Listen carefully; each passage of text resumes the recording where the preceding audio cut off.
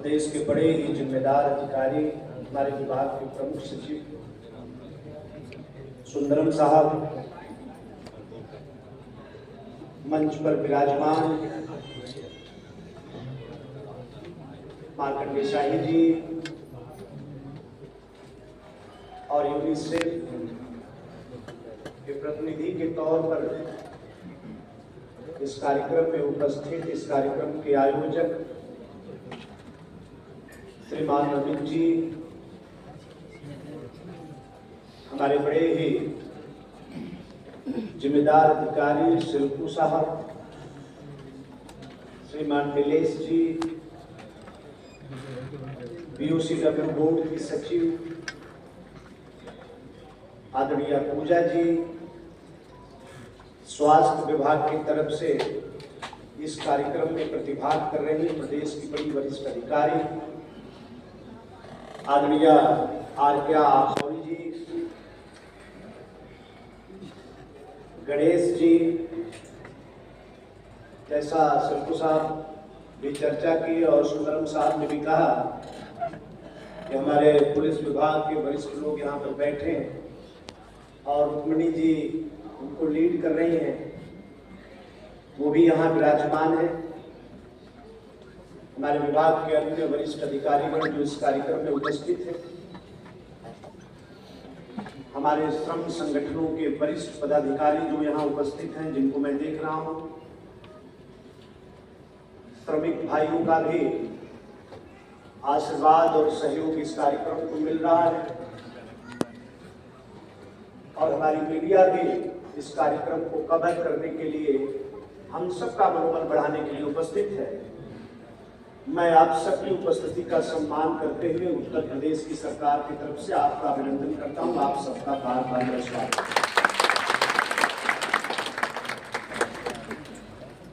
अभी सुंदरम साहब कह रहे थे कि 2011 की जनगणना के आधार पर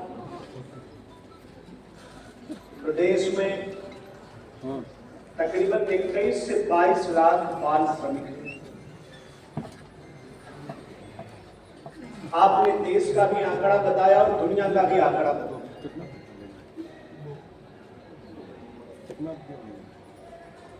पूरी दुनिया में सर्वाधिक बाल श्रमिक अफ्रीका के इलाके में और दूसरे नंबर पर एशिया, और एशिया में भी सबसे ज्यादा देश में हमारे भारत में।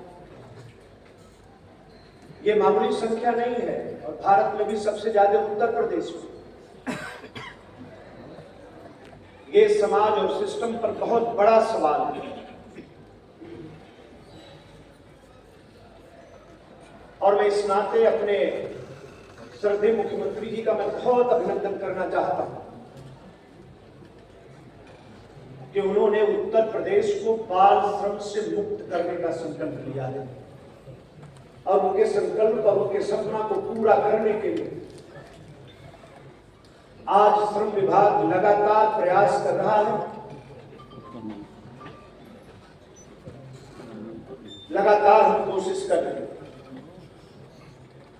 और ये भी सही है कि अकेले श्रम विभाग इसको पूरा नहीं कर सकता। इस संकल्प चाहे स्वास्थ्य विभाग हो, चाहे पंचायती राज विभाग हो, चाहे हमारे पुलिस विभाग के लोग, चाहे तमाम सामाजिक संगठन चलाने वाले लोग,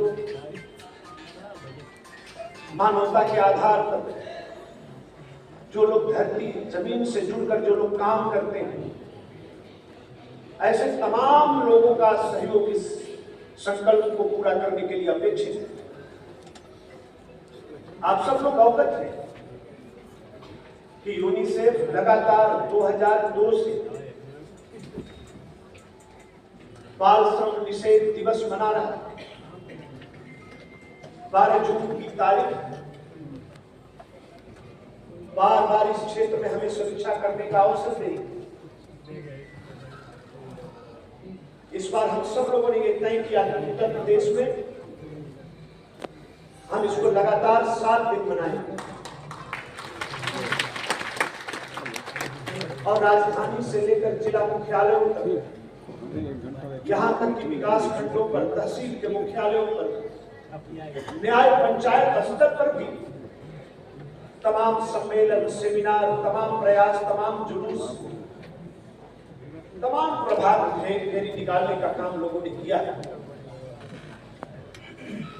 जिसमें सामाजिक संगठन भी, समाज की चिंता करने वाले लोग भी, हमारे तमाम सरकारी अधिकारी, कर्मचारी, सब लोग शामिल हैं। एक अच्छा वातावरण उत्तर प्रदेश में बना है।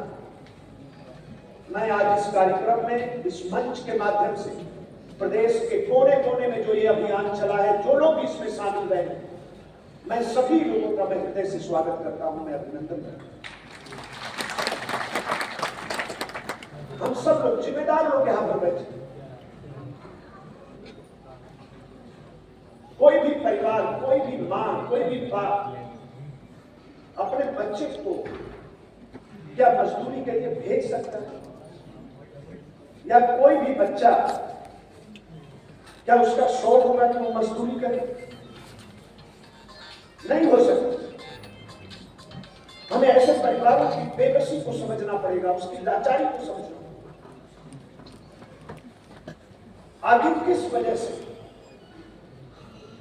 उसके खेलने कूदने का समय है, उसके पढ़ने का समय है, अपना पेट भरने के लिए, अपने परिवार का पेट भरने के लिए बच्चा मजबूर होकर मजदूरी करता है।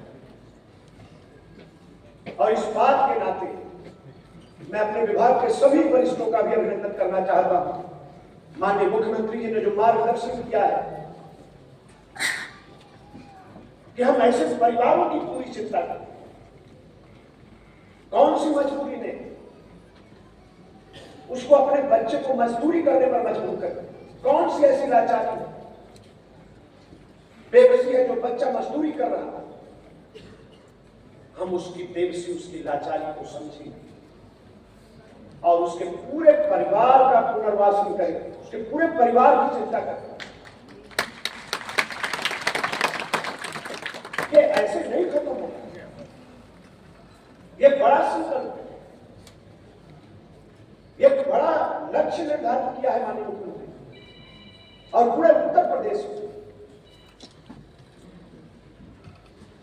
2022 के बाद हम लगातार निरंतर इस पर हम प्रयास करते हैं। मैं उन 10 जिले के अपने अधिकारियों और हमारे विभाग को सहयोग करने वाले एक एक शख्स का मैं अभिनंदन करना चाहता हूं। वो हमारे 10 जिले आज बाल श्रम मुक्त हुए, लेकिन हमें इतना से संतोष नहीं करना है। 2027 दूर नहीं है और अभी भारत सरकार ने नोटिफिकेशन जारी किया है, नई जनगणना भी होने जा रही है, नए आंकड़े भी आपके सामने आए और फिर हमने जो काम किया है, अपनी जिम्मेदारी का जो निर्वाह किया है, उसकी भी समीक्षा करने का अवसर मिलेगा। लेकिन उत्तर प्रदेश की सम्मानित जनता से हमने वादा किया है, हमने देश से वादा किया है। सुंदरम साहब यहां पर बैठे हैं, अंतरराष्ट्रीय श्रम सम्मेलन में जिनेवा में भी हमारे केंद्रीय मंत्री डॉक्टर मनसुख मांडविया जी ने भी उत्तर प्रदेश की सरकार ने श्रम विभाग में जो प्रयास किया है उसकी प्रशंसा की है। तो नए आंकड़े भी आने वाले हैं। 2011 के आंकड़े आपके सामने और उत्तर प्रदेश को बाल श्रम मुक्त करना ये छोटी बात नहीं है, ये बड़ी बात है और बड़ा लक्ष्य हमारे मुखिया ने हमें दिया है। हम रात दिन तपस्या करेंगे, रात दिन प्रयास करेंगे और आप सभी लोगों से मैं निवेदन करना चाहता हूं, सरकार का कोई भी नारा तब तक चरितार्थ नहीं हो सकता तब तक जब तक उसमें जनता अपने आप को भागीदार न बने।